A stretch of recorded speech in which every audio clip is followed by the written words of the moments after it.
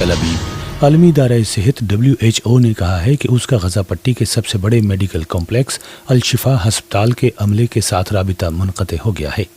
غزہ پٹی کے علاقے میں الشفا ہسپتال کے ارد گرد اسرائیلی دستوں اور حماس کے جنگجوؤں کے مابین لڑائی جاری ہے۔ ورلڈ ہیلتھ آرگنائزیشن نے اتوار کی صبح جاری کردہ ایک بیان میں کہا کہ اس کے اہلکاروں کے الشفا ہسپتال کے عملے کے ارکان کے ساتھ رابطے منقطع ہو گئے ہیں۔ عینی شاہدین کے مطابق اسرائیلی ٹینکوں نے اب اس ہسپتال کو گھیرے میں لے رکھا ہے۔ وہاں بہت سے غیر زخمی فلسطینی بھی اپنی جانیں بچانے کے لیے یہ سوچ کر پناہ لیے ہوئے ہیں کہ اس ہسپتال پر حملے نہیں کیے جائیں گے۔ اس ہسپتال میں کل بجلی نہ ہونے کی وجہ سے 2 نومولود فلسطینی بچوں کا انتقال ہو گیا تھا۔ اسی دوران اسرائیلی فوج نے پیشکش کی ہے کہ وہ الشفا میں موجود نومولود بچوں کی جانیں بچانے کے لیے انہیں وہاں سے منتقل کرنے میں مدد کر سکتی ہے۔ یروشلم۔ اسرائیلی جنگی طیاروں نے ہمسایہ ملک شام میں کئی اہداف پر نئے فضائی حملے کیے ہیں۔ اسرائیلی فوج کی طرف سے آج اتوار کے روز بتایا گیا کہ ان حملوں میں ان بنیادی ڈھانچوں کو نشانہ بنایا گیا جنہیں استعمال کرتے ہوئے شام سے گولان کی پہاڑیوں پر فائرنگ کی گئی تھی۔ اسرائیلی دفاعی افواج نے سوشل میڈیا پلیٹ فارم ٹیلی گرام پر لکھا کہ اتوار کے روز یہ فضائی حملے ہفتے کی رات سرحد پار سے کیے جانے والے ایک حملے کا رد عمل تھے۔ گولان کی پہاڑیوں والے شامی سرحدی علاقے کے زیادہ تر حصے پر اسرائیل نے 1967 کی 6 روزہ جنگ کے دوران قبضہ کر لیا تھا اور بعد ازاں اسے اپنے ریاستی علاقے میں شامل کر لیا تھا۔ یروشلم۔ اسرائیلی فوج نے کہا ہے کہ اس کے دستوں اور عسکریت پسند تنظیم حماس کے جنگجوؤں کے مابین لڑائی سے بچنے کے لیے غزہ پٹی کے شمالی حصے سے مزید 2 لاکھ مقامی باشندے غزہ کے جنوب کی طرف چلے گئے ہیں۔ فوج کے ترجمان ڈینیل ہگاری نے ایک نشریاتی بریفنگ میں بتایا کہ گزشتہ صرف 3 دنوں کے دوران ہی غزہ کے تقریباً 2 لاکھ باشندے شمال سے جنوب کی طرف اس لیے منتقل ہو گئے کہ اس جنگ کی زد میں نہ آئیں۔ برلن۔ وفاقی جرمن دفتر خارجہ نے بتایا ہے کہ اسرائیل اور حماس کے مابین جنگ کے دوران حالیہ دنوں میں غزہ پٹی کے فلسطینی علاقے سے مجموعی طور پر 280 سے زائد جرمن شہریوں اور ان کے رشتہ داروں کو نکالا جا چکا ہے۔ دفتر خارجہ نے social media platform X پر ایک پوسٹ میں لکھا کہ ان سینکڑوں افراد کو غزہ پٹی کے علاقے سے رفح کی سرحدی گزرگاہ کے راستے مصر پہنچایا گیا۔ غزہ سے غیر ملکیوں اور دوہری شہریت رکھنے والے فلسطینیوں کا رفح بارڈر کراسنگ کے راستے انخلا 2 ہفتے قبل شروع ہوا تھا۔ مارسی۔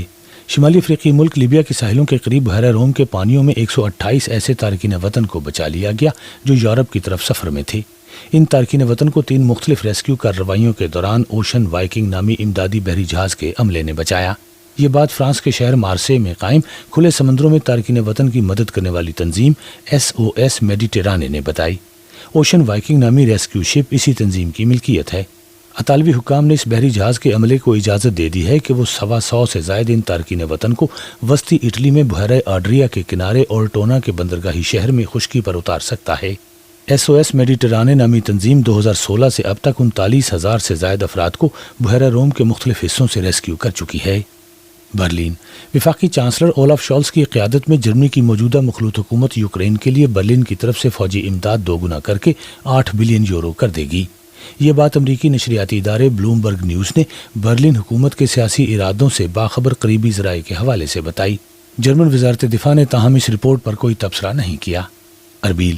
عراقی وزیر تیل حیان عبد الغنی نے کہا ہے کہ عراقی کردستان کے علاقے میں واقع آئل فیلڈز کو استعمال کرتے ہوئے تیل کی پیداوار متوقع طور پر 3 دنوں کے اندر اندر بحال ہو جائے گی۔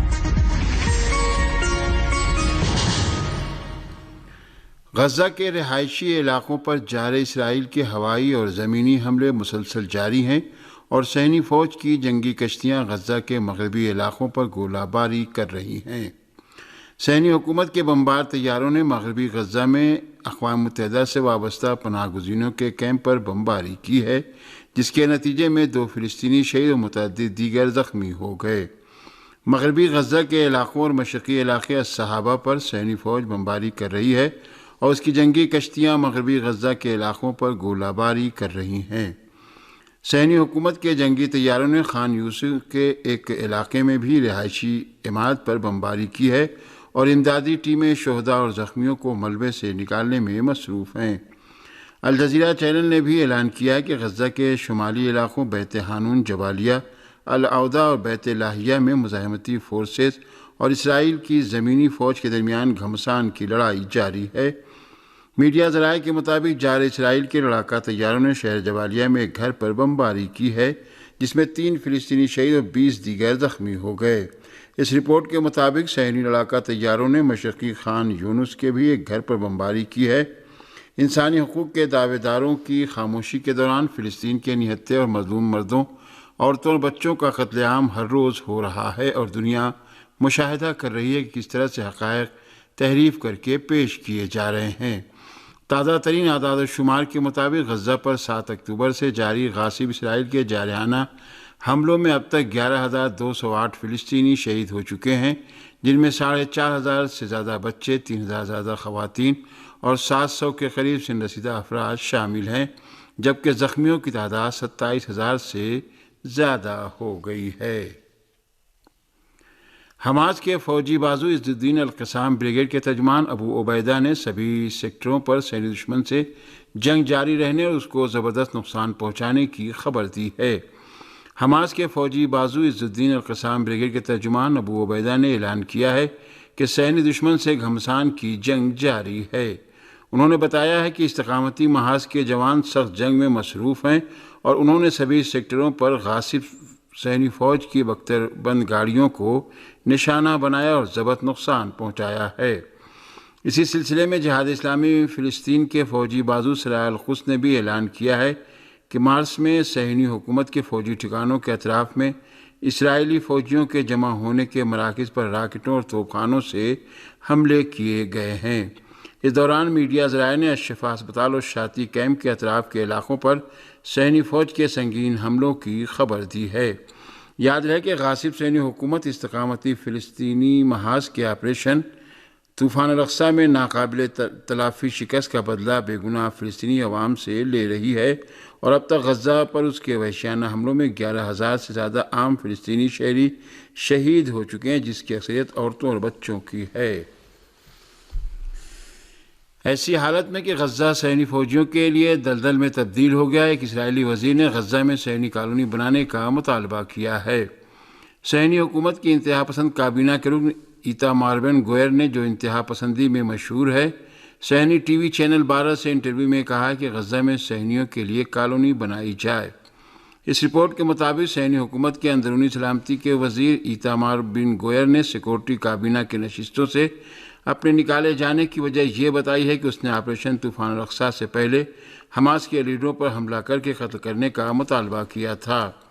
غاصب صہیونی حکومت کے اس وزیر نے جنگ غزہ کے بعد نتنیاہو کے استعفے کے بارے میں پوچھے گئے ایک سوال کے جواب میں کہا کہ جنگ کے بعد سبھی سے ان کی ذمہ داریوں کے تعلق سے سوال کیا جائے گا۔ غاصب صہیونی حکومت کے وزیر ایتامار بن گوئر نے کہا کہ وہ سمجھتا ہے کہ بقول اس کے نتنیاہو کے پاس اطمینان بخش جواب دہ موجود ہے۔ یاد رہے کہ بن گوئر نے صہیونی حکومت کے اس وزیر کی حمایت کی تھی جس نے غزہ پر ایٹم بم مار دینے کی بات کی تھی۔ چند روز قبل صہیونی حکومت کے وزیر عمیخائے الیاہو نے غزہ پر ایٹم بم مارنے کی بات کی تھی، جس پر عالمی سطح پر کافی تنقید ہوئی تھی۔ آپریشن طوفان الاقصی شروع ہونے کے بعد صہیونی حکام اب تک کافی تضاد بیانی کر چکے ہیں۔ صہیونی حکومت کے وزیر اعظم نے حال ہی میں کہا تھا کہ ان کی حکومت غزہ پر قبضہ نہیں کرنا چاہتی، لیکن اس کے بعد انہوں نے کہا کہ وہ غزہ کی سیکورٹی اپنے ہاتھ میں لینا چاہتے ہیں۔ غزہ میں جنگ ایسی حالت میں جاری ہے کہ صہیونی فوجیوں نے فضائی حملے اور وحشیانہ بمباری کر کے اس کو ایک ویرانے میں تبدیل کر دیا ہے۔ اس کے باوجود زمینی جنگ میں اب تک صہیونی حکومت کو کامیابی نہیں مل سکی ہے۔ اگرچہ بعض صہیونی وزراء غزہ میں صہیونی کالونی بنانے کا خواب دیکھ رہے ہیں، لیکن فلسطین کا استقامتی محاذ ان کا یہ خواب کبھی شرمندہ تعبیر نہیں ہونے دے گا۔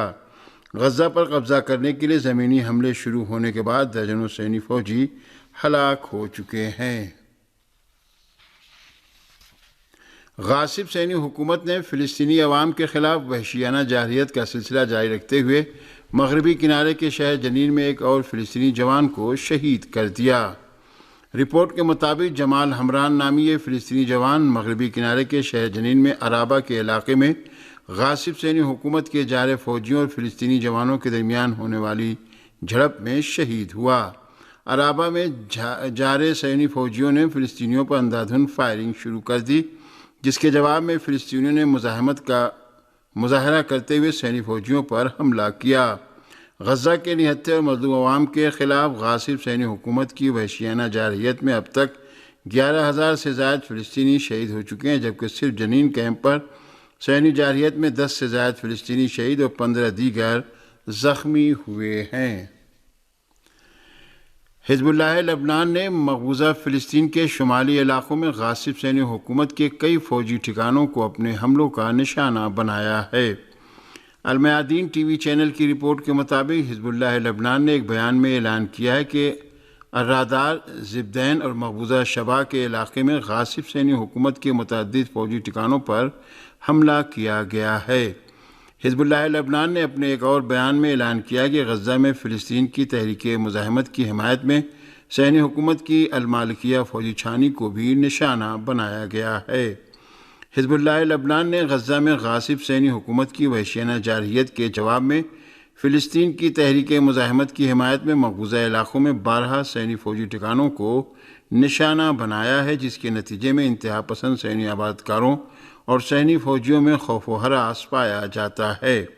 صہیونی حکومت کی جارحیت کے جواب میں تحریک مزاحمت کی کارروائیوں سے خائف ہو کر اب تک دسیوں ہزار غاصب صہیونی لبنان کے قریب واقع سرحدی صہیونی علاقوں سے بھاگ نکلنے پر مجبور ہو گئے ہیں۔